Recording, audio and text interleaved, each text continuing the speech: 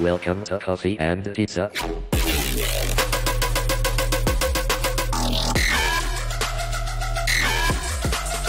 I hope you can enjoy.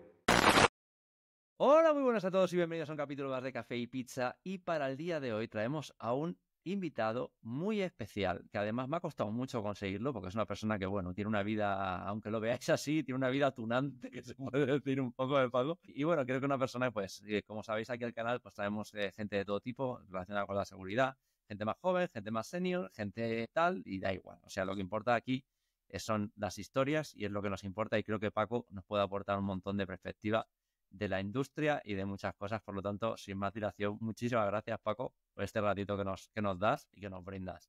Muchísimas gracias a ti, Albert, por concederme el honor de estar compartiendo contigo y con todos y todas las que están siguiéndonos a través de esta charla que nos proponemos tener en los próximos minutos. A ellos agradecerles especialmente y sobre todo a los y a las que lleguen al final. Como bien te decía cuando me invitabas, pues probablemente no tenga mucho que aportar desde el punto de vista técnico, ni soy alguien que haya desarrollado una herramienta especialmente o que use una técnica especialmente de seguridad o que haya implementado alguna manera de hacer ciberseguridad que pueda despuntar para nada. Estoy por la media, debajo de la media, ¿no? De lo normal, incluso muy desactualizado últimamente, ¿no? Pero bueno, como tú bien decías, pues sí que podemos mantener una charla que para algunas personas pues pueda ser interesante y sobre todo que podamos comentar sobre este mundo tan súper dinámico en el que pues apenas en un par de meses te quedas atrás, ¿no? Y más, bueno, ahora comentaremos, y más con el tema de la IA, ¿no? Porque ahora toda la tecnología corre paralela a esta carrera inmensa que traen los diferentes modelos de IA. Totalmente, Paco. Y a mí no me gusta traer a la gente aquí y leer su currículum, porque me parece un poco, bueno, cada uno, pues mira, quien le parezca interesante, pues que pierda el tiempo en buscarlo. Pero aunque lo estemos aquí viendo desde un punto de vista humilde, porque es una persona muy humilde, tiene ya un poco de experiencia en muchas cosas y creo que nos puede hablar de muchos puntos de vista, sobre todo del tema negocio, que puede ser muy interesante, porque muchas veces cuando pensamos en ciberseguridad, pensamos en tal, no estamos pensando desde el punto de vista de cómo puede llegar a pensar una persona que está en un nivel un poquito más alto, ¿no? Porque muchas veces nos preguntamos, oye, ¿por qué las empresas no implementan esto, no implementan lo otro, ¿no? Oye, pues a lo mejor personas como tú nos pueden dar un punto de vista diferente, ¿no? De gente que no lo está pensando, ¿no? Pero bueno, yo voy a empezar por el principio, que es por donde Vamos empiezo allá. siempre, que ¿tú dónde eres, Paco? Pues yo soy andaluz, de los de sin Z y con acento en la U, ¿no? Final. Soy malagueño. Yo me crié en un pequeño pueblo que hoy en día ya es una ciudad dormitorio, ¿no? Al ladito de Málaga, muy cerquita de Málaga capital. Y actualmente, pues, me he trasladado hace ya algunos años más a la costa, ¿no? Aquí prácticamente la mitad entre Estepona y Marbella, buscando un poquito más la playa. No estoy al ladito de la playa, pero vamos, la tengo a un tiro de piedra, 3 calles más abajo. Así que buscando este bonito Mediterráneo que tenemos y criado, ya digo, al lado de Málaga. Así que mi vida, pues entre Málaga, Madrid, lógicamente, por el tema de trabajos, de diferentes trabajos, diferentes estudios y tal, la he visitado mucho, pero la vivienda habitual ha sido siempre alrededor de Málaga, ya sea ahora en esta etapa más costera o antes en la etapa más interior, en un pueblito, pues ya digo, muy pequeño que en su día era más pueblo, cuando yo era un mozuelo, pero que hoy en día pues se ha convertido en ese cinturón que rodea Málaga, que la hacen una ciudad enorme, casi toda la costa y parte del interior, aunque como ciudad sea una ciudad medianita. A mí, si me lo permites, otro tema también. Lo voy a dejar aquí con el check y luego al final lo tocamos. Pero ¿Vale? no sé si mucha gente conoce My Public Inbox. Es un sitio, bueno, bastante famoso dentro del mundo de la ciberseguridad porque muchos hackers le han hecho, no están ahí. Y uno de los grandes abanderados ha sido Chema Alonso, ¿no? Y que estaba, ¿no? Y hoy nos levantábamos o salía la noticia, ¿no? Que bueno, que Chema Alonso toma otra decisión, otro perfil o otras decisiones empresariales, ¿no? Entonces, si me lo permites, como te comentaba antes, eso lo dejamos para el final y Sí, tocamos sí, un sí. poco ese tema y hablamos un poquito ahí de cómo lo vemos nosotros. Pero, oye, ¿qué pasada lo de Málaga, eh? Se ha convertido en el hub de la ciberseguridad por culpa de Bernardo Quintero, ¿eh? Sí, efectivamente. Puso una semilla que ha germinado y que, bueno, afortunadamente ha traído muchísimo talento.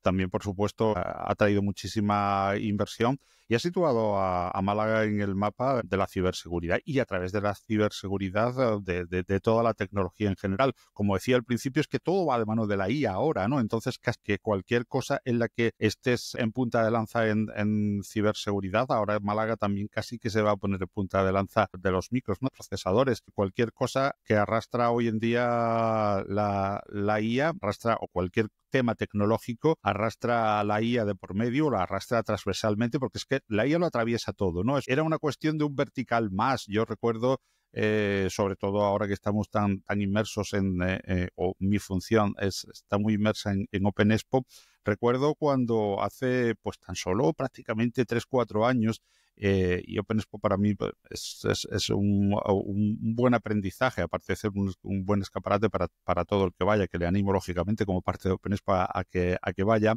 y asista. Para mí es un gran aprendizaje para tomarle el pulso a por dónde va no solo la ciber, sino absolutamente todo, porque ha habido años, quizás hace 4 o 5 años, la ciber que ya empezó a tomar como una carta de notoriedad. Tú decías antes que las empresas, quizás muchas, gastan poco en ciberseguridad y yo creo que es cuando empezaron a tomar conciencia de que no era un gasto. Bueno, todavía no han terminado de tomar, lógicamente, muchas, ya vemos los resultados, pero de que no era un gasto, de que era una inversión, de que era algo que había que hacer sí o sí. Es que hay que invertir en ciberseguridad porque si tú inviertes en un PC, tienes que asegurarlo, el de tu casa, el de tu terminal móvil y tu empresa muchísimo más. ¿Por qué? Porque el terminal móvil, tu coche con un sistema operativo, cualquier cosa que tenga software de por medio es una vulnerabilidad hacia tu privacidad como persona. Eso te puede llevar una serie de problemas. Si tú gastas dinero en una cerradura, si tú gastas dinero en unas cámaras de seguridad, como hacíamos antes o seguimos haciendo en las casas y tal, para proteger tu patrimonio personal, ¿cuánto no más lo vas a hacer cuando tu vida está hoy en un smartphone, está en un PC? Lo digo desde el punto de vista personal y ya no quiero ni imaginarme si una empresa gasta X dinero en salvaguardar sus activos, su información cara a la competencia, por ejemplo, sobre ventajas competitivas, sus cuentas, su patrimonio en un almacén físico, me refiero, ¿no? En una flota, no sé, cualquier tipo de empresa que puedas pensar, ¿cuánto no más es lo que hoy en día gobierna todo eso, ¿no? Que es al final software y hardware de una forma u otra, en el coche, en los smartphones, en los sistemas de comunicación entre la empresa, en donde almacenas y guardas tu seguridad. Hoy en día lo gobierna todo, las comunicaciones, y evidentemente es una parte transversal de cualquier empresa. ¿Cómo no vas a cuidar eso con cerrojos, cerraduras y candados? Que hoy en día eso es la ciberseguridad mucho más que un candado que se puede cortar con un alicate. Y hoy en día también va sin darnos cuenta de obligado cumplimiento, porque mucha gente no se da cuenta de que la tecnología ya es que nos lleva, o sea, la gente piensa, bueno, es que yo no uso la tecnología, pero es que hoy en día todo lo tienes en tu teléfono, ¿no? Tienes desde la consulta de tu médico, tu banco, todo está en tu teléfono. Entonces muchas veces la gente no es consciente de la importancia que tiene la ciberseguridad en su día a día, ¿no? Efectivamente, No sé si... efectivamente.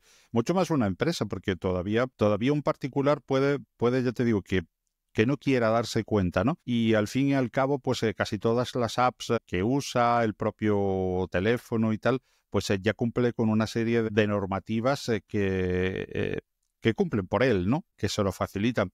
Pero la empresa, lógicamente, en su actividad diaria tiene que cumplir con una serie de normativas y hay muchísimas a las que una auditoría sería problemático pasarla, ¿no? Hay que tener en cuenta de que hay una serie de reglamentaciones, igual que una empresa de transporte, por poner un ejemplo, uno cualquiera tiene que tener muy al día y tiene que tener mucho en cuenta el tener, yo qué sé, las ITVs, por decir una chorrada, y algo muy fácil de sus vehículos, lógicamente, y las revisiones y todo, y los pagos a la seguridad social, por ejemplo, al día. Creo que debe tener en cuenta que si tiene una imagen expuesta en una web, si tiene una serie de comunicaciones internas que se hacen, debe de cumplir una serie de reglamentos y una serie de normativas.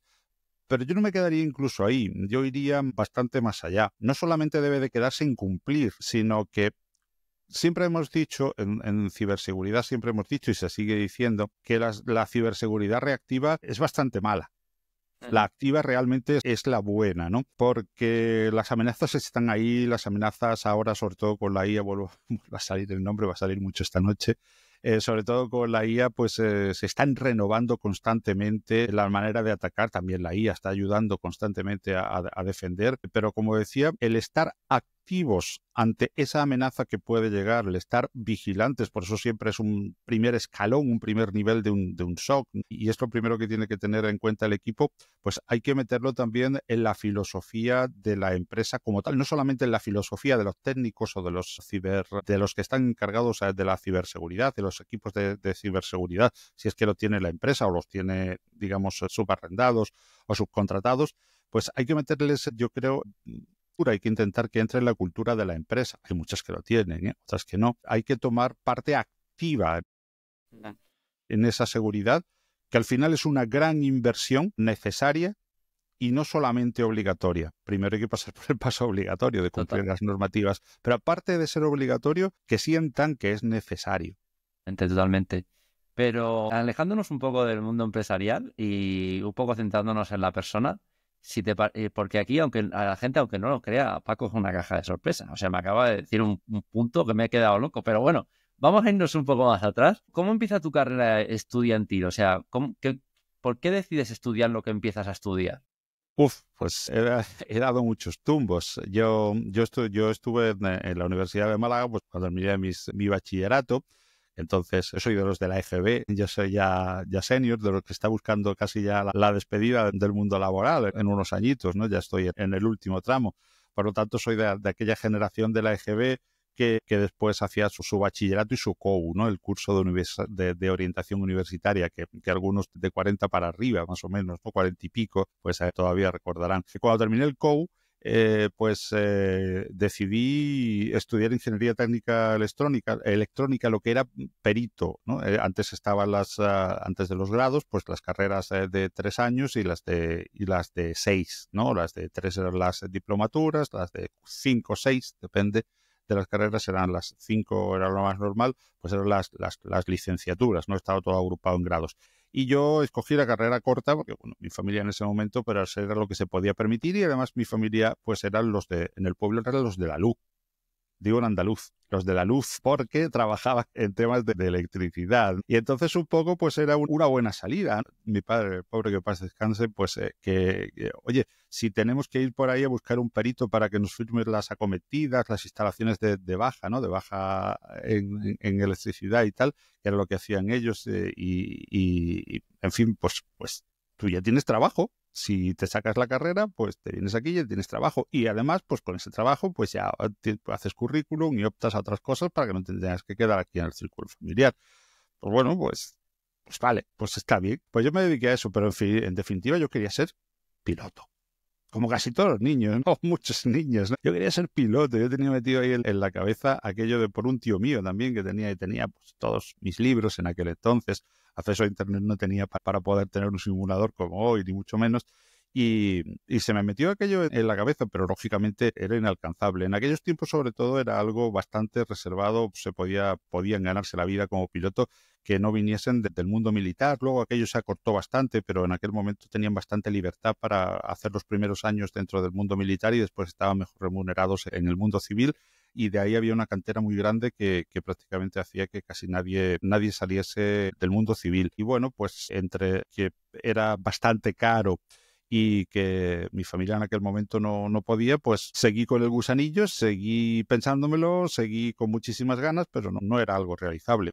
Poco después, pues empecé a trabajar, ya entré en una empresa grande también después, posteriormente, como es Unicaja, donde he desarrollado 35 años de mi vida. Y bueno, ya empecé a tener un sueldo que me permitía, todavía no tenía hijos, todavía estaba libre de cargas familiares, pero ya con unos cuantos añetes empecé y terminé de hacerlo, lo de piloto, lo hice por libre, se podía hacer antes por libre, ¿no? Como ahora había una escuela en Madrid, Senasa, que impartía cursos, digamos, modulares, como son ahora, en 3 años, como si fuese una carrera, todo estudiado de corridas, empiezas y sales como piloto, pero también se podía hacer por libre, o sea, tú estudiabas en casa, primero te sacabas el piloto privado que se llamaba, que es la primera licencia que te puedes sacar dentro de piloto. Piloto de avión me refiero, hay otras que son de ultraligero, globos y tal, más deportivas, ¿no? Pero la primera es la de piloto privado, después te sacas la licencia de piloto comercial, el IFR, que es el vuelo por instrumentos, el multimotores para aviones de más de un motor, y después te sacas el ATP, el Air Transport Pilot, ¿no? Que se habla mucho en anglicismos, como también en nuestro mundo de la informática, ¿no? Y de la tecnología. Y nada, poquito a poco pues fui haciéndolo. Claro, no me llevó 3 años, me llevó pues 6 o 7, así poquito a poco. Iba a Madrid, allí a CENASA, me sacaba un par de asignaturas, me venía para casa, hice el comercial, el IFR y el tal. Claro, cuando me vi con el título, pues era simplemente por gusto de colgarlo por ahí detrás, ¿no? Porque ya con 35 años en aquel momento y muy poquitas horas de vuelo, pues era muy difícil que te cogieran. Normalmente un chaval con 18 años que pudiera empezar y a los 3 años, a los 20, 21, pues tenía una carrera más larga, una carrera en la que la jubilación ahora es un poquito más tarde también, pero en aquel momento rondaba alrededor de los 50, 55 años, con lo cual nadie te quería contratar 15, menos de 20 años de vida útil mientras te formabas, porque luego esa carrera tiene una particularidad, que es que lo explico muy simplificado, pero si tú te sacas el carnet de conducir y te lo sacas en un SEAT Ibiza, tú eres conductor, pero además tienes un sellito de que sabes conducir en el SEAT Ibiza. Entonces tú tienes la habilitación de tipo del SEAT Ibiza, pero tú no puedes coger un Tesla, no sé, un Volkswagen Golf, no puedes cogerlo. Tienes que irte a un sitio donde instruyan en el Volkswagen Golf y hacer unas horitas de Volkswagen Golf y entonces te sellan de que estás habilitado en el Volkswagen Golf. Y digamos en los aviones es igual. Entonces tú entras en una compañía y entras como flight student normalmente y te tiras también un tiempecito mientras haces una serie de vuelos que necesitas para llevar un Boeing 737 de la clase 800 o un Airbus 320, que son los más normales que viajamos todos, ¿no? En media distancia. Por lo tanto, claro, la compañía invertir en ti con ya los años que me cogió, pues no le servía. Así que nunca ejercí. Lo más que hago es ponerlo en práctica en el simulador. No conservo, por lo tanto, la licencia, solo la de privado. La de privado sí la sigo conservando porque sigo haciendo las horas en una Cessna 172 o en una PA-28, que son aviones monomotores más pequeñitos y más asequibles en los que puedo volar. Pero sí conservo el título nunca se pierde, porque ahí se diferencia entre título y licencia. El título es tener el título para poder refrescar en cualquier momento la licencia, y la licencia es mantenerla con las horas de vuelo que se requiere en vigor y los exámenes médicos que se pasan en el CIMA y en Madrid, en el Centro Integrado de Medicina Aeroespacial. Yo tengo un gran amigo que es piloto profesional y me contaba que más o menos lo que se suele gastar un piloto en convertirse en piloto profesional suele ser alrededor de unos 100.000 euros. Hay opciones más económicas, pero que puede salirte más o menos entre todo el pack y tal, se puede hacer una inversión de ese estilo. O sea que ya te puede gustar mucho volar para que te haya gastado esa pasta, Paco. Y sí que, bueno, pero es que ya te digo, ahora es distinto. Ahora tienes ahora tienes que hacerlo en centros autorizados que te dan cursos que antes llamábamos, no sé cómo se llamará ahora exactamente el nombre que le dan, pero eran como cursos modulares, o sea, cursos que te cogen de cero y te ponen en ATP, en piloto de transporte de líneas aéreas, digamos, haciéndolo todo con ellos, te dan todos los paquetes, te dan todas las horas de vuelo. Nosotros no, nosotros, por ejemplo, tenéis que tener 40 horas de vuelo para hacer el privado. El privado, pues, es un test tipo como el del automóvil. Es complejo, lógicamente, pero bueno, de ese tipo, y es una formación bastante sencilla. No va por asignaturas, sino digamos que es todo un temario completo, y después el resto son asignaturas que te puedes sacar como en una carrera antes te podías sacar por libre. Nosotros nos lo podíamos sacar por libre. Entonces, claro, era mucho más económico.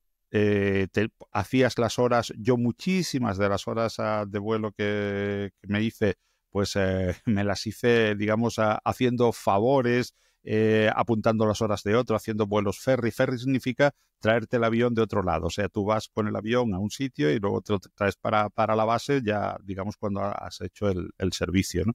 Entonces, claro, así no me costó 100.000 euros, me costó bastante menos, pero alargándolo mucho en el tiempo y haciendo Claro, tienes haciéndolo tiempo todo o lo más tienes rápido. dinero, ¿no? Ahí está.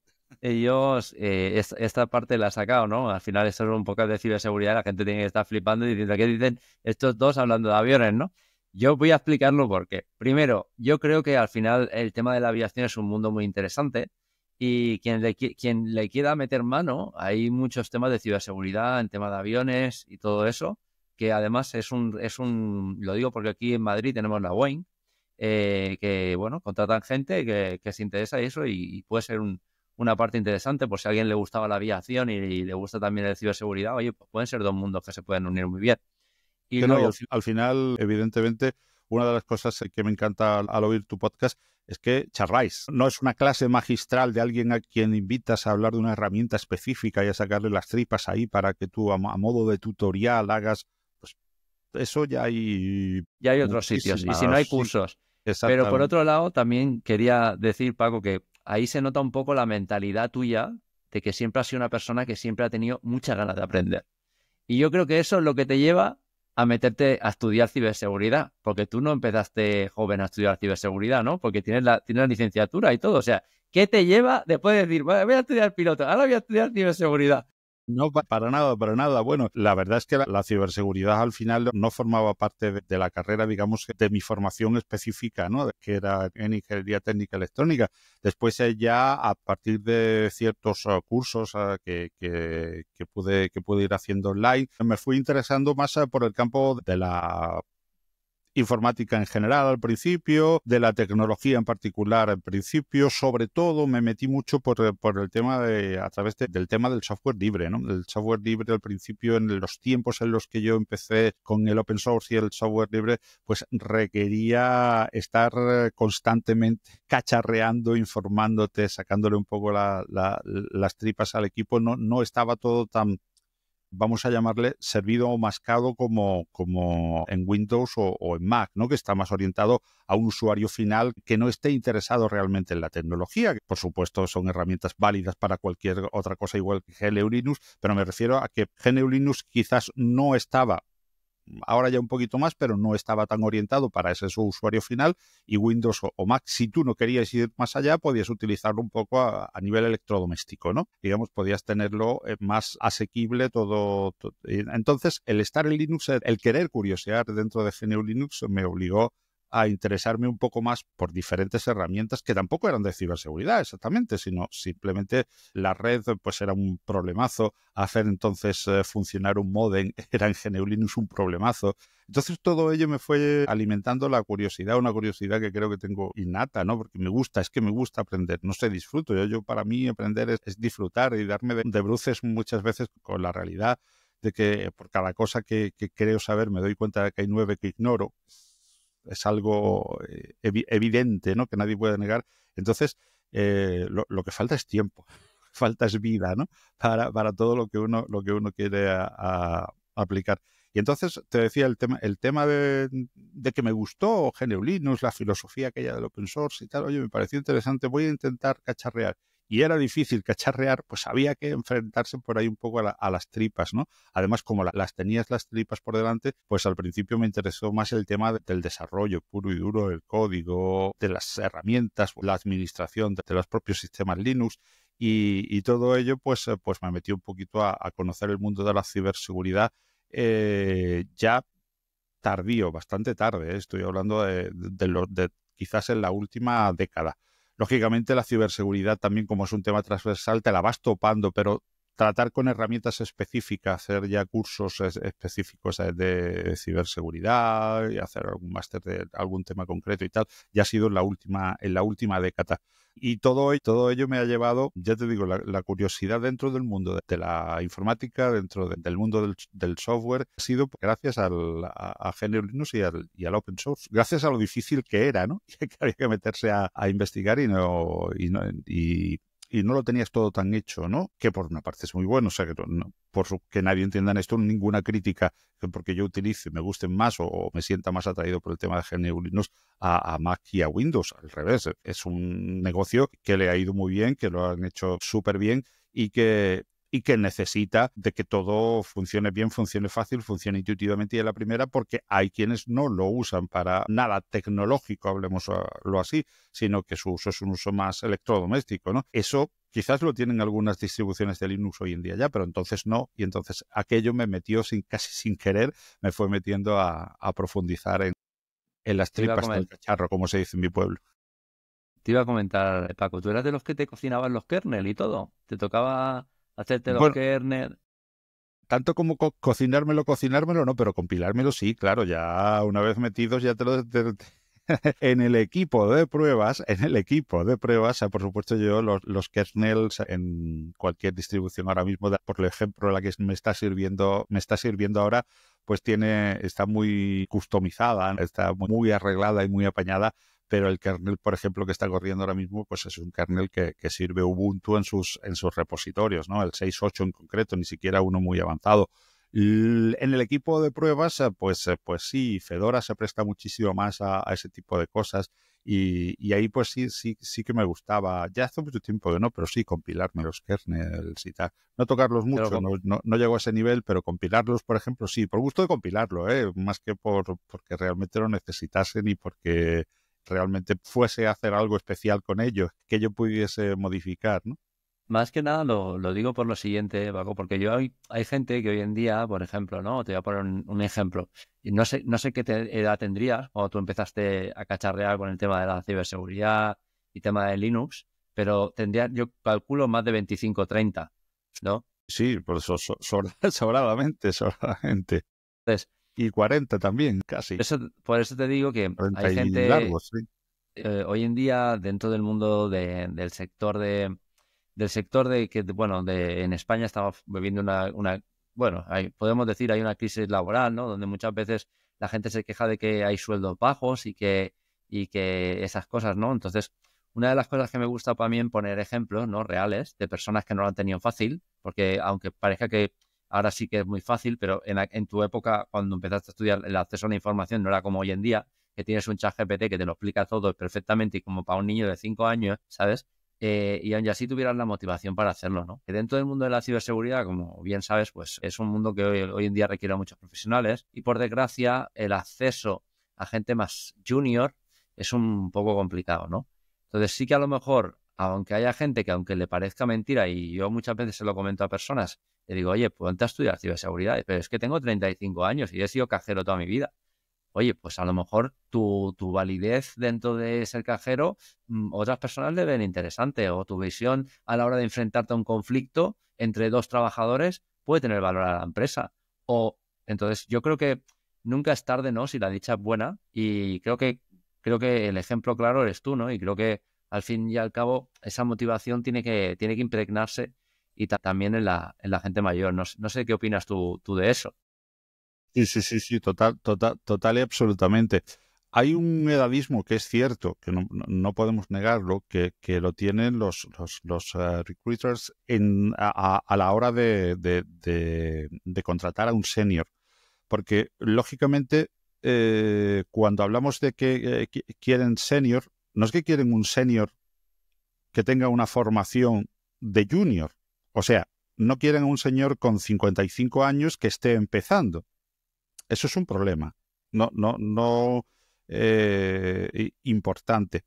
Entonces hay mucha gente que pone eso como excusa también para estudiar. Aparte de decir, bueno, yo con 55 años como que tengo el cerebro ya duro, no me va a entrar, o con 50 o con 40 años no me va a entrar. Eso hay que dejarlo de lado. O sea, nunca es tarde si la dicha es buena. Pero tampoco hay que echarse atrás, hay que, digamos, cansarse de insistir en buscar trabajos tipo junior, aunque tú ya seas un senior. Sé que no te lo ponen fácil por parte de la empresa, evidentemente, no te lo ponen nada fácil. Pero a veces hay que autoemprender, hay que buscarse otras alternativas, hay que ir y no cansarse de llamar en todas las puertas. Hay que hacerlo, por supuesto, porque probablemente con 50, 55, 45 años tienes unas cargas familiares y unas obligaciones en las que no te puedes parar a formarte y tener la paciencia de que te cojan cuando no te quieren coger, cuando normalmente, entiendo que no te quieren coger, ¿eh? Entiendo que normalmente es difícil que te cojan, ya te digo, porque no es el problema de que tú te vas a presentar con 55 años, con 50 años a un trabajo y no te cogen solamente por los 50 años a un trabajo nuevo, me refiero, por ejemplo, dentro de ciberseguridad, sino porque tu experiencia en ciberseguridad es cero, es tu primer trabajo de ciberseguridad y llevas 2 años en ello, 3 años formándote. No es que vas con 55 años y 15 años de experiencia.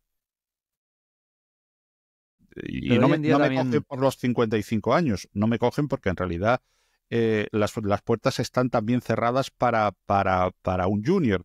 Pero claro, si una empresa, digamos, invierte en ese junior de 20, 22, 25 años, lógicamente sabe que tiene una cierta vida laboral por delante y unas posibilidades con él que no tiene con el señor de 55 años que a lo mejor va a tener, digamos, una vida con la empresa, una vida con la organización donde se incluya más tardía. Sin embargo, estamos hablando de dos personas con la misma formación, 25 años y cero experiencia, acabadito de salir, de terminar de estudiar ciberseguridad, y un señor con 50 o 55 años.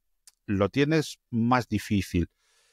Pero claro, para poder llegar a seguir pegando en más puertas que este señor de 25 años, que puede tenerlo un poquito más fácil, no es que muchísimo más fácil, pero que puede tenerlo un poquito más fácil, ese talento junior en su edad junior, el talento junior con edad senior, el problema que tiene es que tiene que seguir formándose y tiene que seguir haciéndolo probablemente apoyado en otro trabajo, apoyado en una forma de vida que le está haciendo llegar a las 8 de la tarde cuando termina de toda una jornada laboral que ha empezado a las 7 de la mañana y ahora te tienes que formar. Esa es una dificultad bastante importante, pero hay que tener ánimos, hay que seguir adelante, hay que tener ganas de aprender. Y si tienes la opción, si Dios quiere, tienes esa opción de estar trabajando, de tener un sustento, pues ya no solamente hacerlo por mejorar, ya no solamente hacerlo por ese sueldo mayor que vas a conseguir o esa posición mejor que vas a conseguir, sino solo, única y exclusivamente por tu propia formación, por las ganas de saber, por las ganas de... Y eso a la larga te hace mucho más fácil la espera, te hace mucho más fácil el llamar a esas puertas que suelen estar bastante cerradas para tu edad, para un talento junior en edad senior. Porque cuando hablamos de junior y senior, hablamos de junior y senior, pero yo creo que hay que hablar de no solamente de la edad física, sino de un junior, repito esa idea, un junior en edad senior y muy senior en algunas ocasiones. Totalmente, pero mira, aquí me ha gustado mucho que tengas este punto y además te voy a dar, está muy bien, es que nos ha venido, vamos, iba a decir una palabra muy fea, pero voy a decir como anillo al dedo. Porque justo venías hablando de GNU y de Linux, ¿no?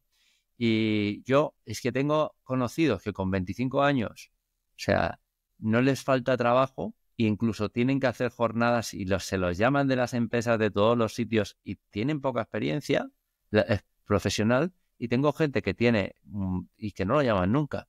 Entonces, yo creo que aquí hay un punto, que esto es muy interesante, Baco, que es la motivación de cada uno, ¿no? Esa motivación que tú comentas de las ganas de aprender no nace intrínsecamente dentro del humano. O sea, hay gente que la tiene y gente que no. Y a mí, yo, por ejemplo, hablo con mi pareja, por ejemplo, y veo algo por la calle que me llama la atención y me pongo a aprender de eso. ¿Cómo puede ser eso, no? Por ejemplo, eso es algo que llevamos dentro, ¿no? Entonces, está claro, por ejemplo, ahí lo digo por casos y has tocado muy bien esos temas porque creo que están muy bien traídos. ¿Qué hace una persona que tiene una edad avanzada y cómo se incorpora, ¿no? Hoy en día tenemos la suerte de tener, por ejemplo, como bien has dicho, programas de open source. Y una de las ideas, oye, pues a mí me gusta aprender cosas nuevas y me gusta aprender a programar. ¿Y dónde empiezo a programar que no tengo en una empresa? Oye, pues empieza a programar en programas de open source como colaborador. Y cuando lleves 3 o 4 colaboraciones o sea una persona que aporta mucho a ese proyecto, no te preocupes que las empresas te van a llamar. Porque el tío que desarrolla, a lo mejor la empresa tal cual no, pero la persona que usa esa herramienta y vea tu nombre ahí, o otra cosa que me decían que es muy interesante, los proyectos que son de código abierto, open source, tú trabajas en una empresa, trabajas para esa empresa, te vas de la empresa y tu portafolio se queda en esa empresa. Sin embargo, cuando tú estás trabajando en un open source, siempre podrás irte a otro sitio y llevarte tu desarrollo que hayas hecho, que hayas aportado, y etcétera, ¿no? Y llevándolo al mundo del hacking, por ejemplo, hoy en día tenemos plataformas que son muy entretenidas, como Hack the Box o Try Hack Me, que al final son como un puzzle, ¿no? Unas ganas de aprender, ¿no? Que tienes ahí. Y eso luego te puede llevar a hacer lo que son programas de Bug Bounty, que hoy en día tenemos la suerte de disponer de programas de que las empresas te abren la puerta y te dicen, hackéame, que cuando yo era joven hacer eso era un delito, ¿no? Y hoy en día lo hacen y, oye, pues si consigues un buen perfil dentro de estas plataformas, que, oye, pues las empresas te lo van a valorar, ¿no? Dentro del mundo está muy valorado. Como bien indicas, tampoco es fácil y contra más mayores somos, que nuestra plasticidad cerebral hasta cierto punto se pierde, ¿no? Pero sí que nos gana la constancia, que eso cuando somos jóvenes no lo tenemos, ¿no? Y cuando somos un poco más mayores, entonces a lo mejor una cosa se suple con la otra, ¿no? No sé tú si te pasa eso hoy en día. Bueno, no lo sé porque no he llegado a analizarme hasta ese punto, pero yo creo que en mi caso el intentar aprender y aprender lo poquito que creo saber, que ya digo que por cada cosa que creo saber me doy cuenta de que hay 9 que ignoro, entiendo totalmente ese proverbio árabe, ¿no? Lo poquito que creo conocer y que tengo que estar actualizándolo, porque además en este mundo hay que estar actualizándose continuamente, yo creo que me sale, digamos, porque me gusta, porque me entran ganas y porque me satisface el hecho de aprender en sí. Probablemente si me tuviese que poner a estudiar algo, bueno, en alguna ocasión me ha pasado a estudiar algo, a profundizar en algo, a especializarme un poquito en tal herramienta porque se utiliza en este equipo en el que estoy ahora y tal, me cuesta. Pero me cuesta más trabajo. Y dices, bueno, pero a ver, si esto es como más fácil, pero me cuesta porque como que lo tienes que hacer por obligación, ¿no? Que lo tienes que hacer en un tiempo determinado, que te es absolutamente necesario y que es para comer, ¿no? Que estás jugando con las cosas de comer. Entonces te entran una serie de miedos y tal que te paralizan un poco el aprendizaje. El aprendizaje hecho un poco por libre, por ganas puramente de aprender, quizás es más fácil, pero por una serie de factores psicológicos que a unos nos afectará más que a otros, ¿no? Pero que a mí me afectan. Es lo que yo puedo aportar, claro, lo puedo aportar desde mi punto de vista. Decía don Miguel de Unamuno que escribía la mar de bien. Bueno, le pasa como a Carlos Gardel, que cada día canta mejor, ¿no? Aunque ya hace mucho tiempo que falleciese, pues Unamuno, aunque hace tiempo mucho que falleciese, cada día escribe mejor, ¿no? Decía mucho aquello de que hablo mucho de mí porque soy el hombre que tengo más a mano, ¿no? Entonces puedo aportar mi experiencia.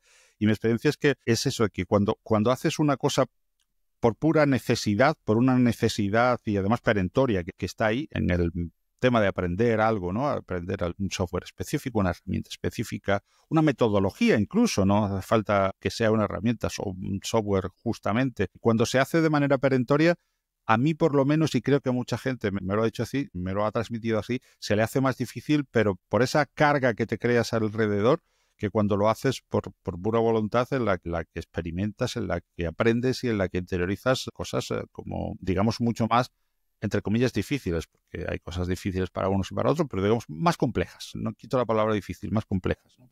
Pero también, y ahí yo creo que eso es un poco, y vamos a hablarlo por ahí, yo creo que también existe la capacidad de reinventarse, ¿no? Y Siempre. creo que no hay que tener miedo a lo que viene, porque al menos en mi experiencia de vida todo lo que ha venido siempre ha sido mejor, ¿no? Lo Y mejor siempre está por venir. exacto. Entonces, ¿cómo es una persona como tú que coge, estudia tecnología y todo eso y luego cambia un poco su carrera y se va a una parte más comercial y acaba en Open Expo? Que nos expliques un poco qué es Open Expo y eso. Bueno, pues eso viene un poco, está muy unido, evidentemente. En un momento dado, después de yo estuve muchísimo tiempo en radio comercial, ¿no? Estuve, sobre todo cuando el boom de las emisoras locales, mi faceta primero de radio aficionado, pues me llevó a curiosear en temas de radios locales y fui incluso director en una radio comarcal en mi pueblo de nacimiento. Después ya estuve un tiempo trabajando en SER y en COPE. El tema de la radio pues siempre me llenó y fíjate cómo se unen los caminos a través del tema de GNU Linux y tal. Pues un día me entrevistó Yoyo Fernández, que tiene un podcast sobre GNU Linux bastante conocido dentro del mundo, y bueno, pues hablando dentro de la entrevista pues salió el tema de los 30 y tantos años en radio comercial en los que había estado haciendo temas de diferentes. Había hecho desde programas musicales hasta dirigir una radio, digamos, una radio local, comarcal, en el boom de aquellos 90, de aquellas emisoras, o finales de los 80-90, y después hacer retransmisiones de baloncesto en el tiempo de juego, de COPE y todo esto. Pues me dice él dentro de la entrevista, dice, oye, ¿y tú nunca has pensado en hacer un podcast, que es ahora un poco la nueva radio, ya que hace tiempo que has abandonado la radio y que tienes voz de locutor? Me dijo entonces, no es que sea así, pero bueno, el hombre me lo dijo, dice, tienes buena voz para locutar y tal. ¿No has pensado también en hacer un podcast así sobre Linux como el mío y tal, y que tenemos ganas de que la comunidad crezca y tal? Bueno, pues lo oí, le dije que era una buena idea, pero lo dejé un poco en saco roto, y a los meses o un año después, aquello empezó a darme vueltas una noche. Empecé a buscar temas del podcasting. Yo oía, pero me oía como oyente, ¿no? Pero bueno, a buscar herramientas, cómo hacerlo, cómo se podía colgar, las plataformas, esto, lo otro, y al final dije, bueno, pues voy a hacer. Estaba compilando algo, no me acuerdo lo que estaba compilando, te has preguntado los kernel, lo mismo estaba, y surgió la palabra compilando, que así se llamaba el podcast que hacía y que quiero retomar dentro de poco probablemente, espero, no lo sé.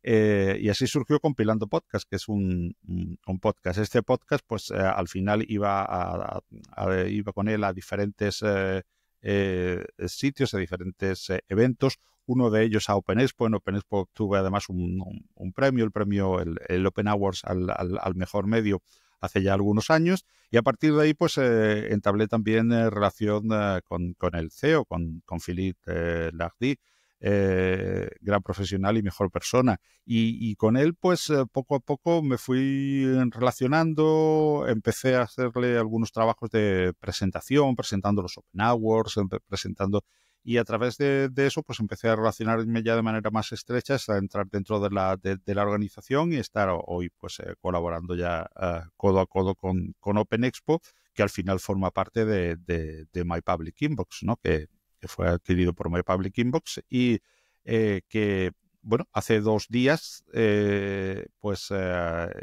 también ya se ha fusionado y va a formar parte este año. Esta es una noticia que también tienes casi si no en primicia, pues prácticamente se está empezando a conocer con Meta World Congress, con lo cual se va a hacer un eventazo ya enorme, si ya no lo era, Open Expo. Y bueno, mi relación a tu pregunta, pues viene por ahí. Viene primero de haber ido pues como asistente a Open Expo, después de haber participado en la organización, pero bueno, en temas puntuales, de haberle traído mucho a Compilando Podcast. A través de un podcast los conocí, y después pues haberme metido ya más en otros temas ya más organizativos, tipo incluso comerciales, creación de contenidos, muchísimos aspectos ya relativos a la propia logística de un evento tan grande como es Open Expo, y que lo va a ser ahora más todavía. Yo me pongo también un poco en la cabeza de, a lo mejor mucha gente de Hispanoamérica nos escucha, y un poco explica un poco qué es Open Expo, porque a lo mejor a mí me Sí, suena, claro. pero te da 4 pinceladas. Por supuesto, no he entrado como ha sido por contestar a tu pregunta de cómo había entrado a Open Expo. Pues bueno, Open Expo es un evento que se celebra en Madrid, habitualmente en la nave, también online, o sea que nuestros amigos que desde Hispanoamérica pues o Latinoamérica nos estén oyendo, pues pueden, si no se trasladan lógicamente a Madrid, no lo pueden seguir in situ, pues lo pueden seguir online, donde pues es un evento tecnológico, donde pues diferentes empresas, diferentes sectores pues van a llevar sus novedades, van a hacer networking, van a relacionarse entre sí con todos los visitantes para mostrar las últimas novedades que tienen. Diferentes expositores de todo tipo, en todos los ámbitos de la tecnología, haciendo especial hincapié, lógicamente, en el open source. Por eso la palabra Open Expo se ha ido llegando a convertir en una de las principales citas en español del panorama, probablemente la principal en el panorama open source y una de las principales en el panorama tecnológico. Allí también, aparte, digamos, de lo que es la exposición, ¿no? Porque hay como 2 partes bien diferenciadas, incluso yo diría que 3. Está la exposición en sí, o sea, una exposición con sus stands, donde te puedes acercar, donde puedes preguntar, donde se te van a hacer demostraciones de diferentes herramientas. Hay una serie de tracks donde se dan conferencias, las cuales, si entras en el canal de YouTube de Open Expo, pues te puedes hacer una idea del nivel de figuras de ponentes de primer nivel que llegan en múltiples tracks, hasta 5 tracks durante todo el día. Bueno, en esta ocasión son dos días, 7 y 8 de mayo del 2025 en la nave. Y pues bueno, son charlas sobre tecnología en general. Ya digo que ha habido siempre pues diferentes verticales, lo sigue habiendo. Pues, ciberseguridad, desarrollo, comunicaciones y por supuesto, desde unos años a esta parte, además lo descubrimos de una manera que fue un poco como muy natural. No es un evento de inteligencia artificial, Open Expo, es un evento de tecnología en general, pero es que la inteligencia artificial poco a poco en las conferencias, poco a poco en los productos que traían las diferentes marcas punteras, Highland, Microsoft, Google, junto con otras muchas de carácter más nacional quizás, pero que aportan muchísimo al panorama Open, pues fueron poco a poco, sin que nadie dijese, Open Expo es un evento sobre IA, ¿no? Nos encontramos como hace 3 años aproximadamente, que todas las conferencias, que todos los productos que se traían a los stands, que todos los premios, porque también hay unos premios, al final de la jornada se entregan los Open Awards. Los Open Awards están ahora mismo en activo. Hasta el día 9 de marzo se pueden presentar las candidaturas, buscando Open Awards o Open Expo